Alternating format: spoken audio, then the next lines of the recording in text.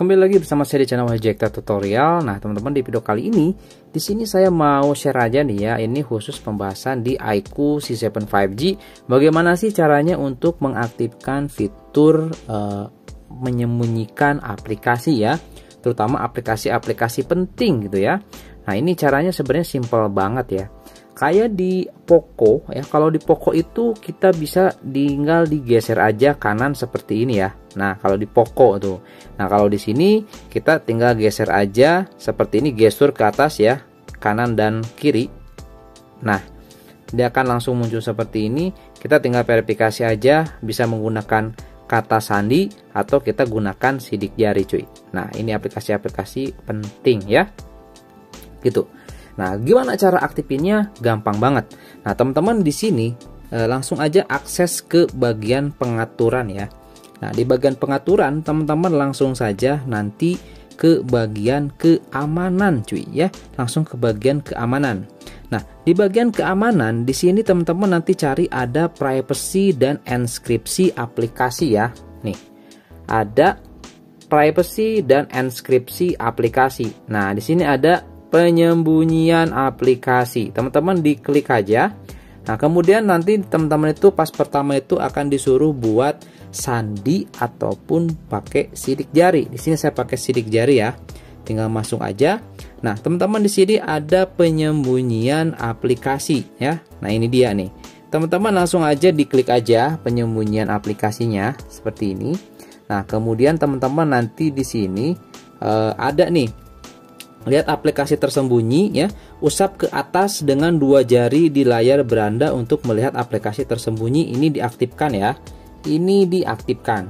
Verifikasi kata sandi privacy. Ketika diaktifkan, Anda perlu memverifikasi kata sandi privacy untuk melihat aplikasi tersembunyi dari layar beranda. Gitu teman-teman ya. Jadi nanti bisa diaktifkan aja semuanya. Nah, di sini aplikasi-aplikasi penting saya yang saya aktifkan cuy. Ya. Nanti juga teman-teman bisa pilih aja nih kayak game, mungkinnya takutnya dimainin sama anak, tinggal dikunci aja atau disembunyikan, tinggal diaktifin aja. Contoh arena breakout seperti ini, kita klik aja seperti ini, dia akan hilang cuy. Ya, nanti kita akses di sini ya. Ini contoh aja. Kita coba arena breakout seperti ini. Kalau sudah tinggal di back aja seperti ini ya, tinggal di back aja. Nah, arena breakout pasti hilang di sini, nggak ada dia. Ya, saya simpan di sini. Kalau kita coba buka seperti ini, dia ada di sini ya, arena breakout. Seperti itu teman-teman.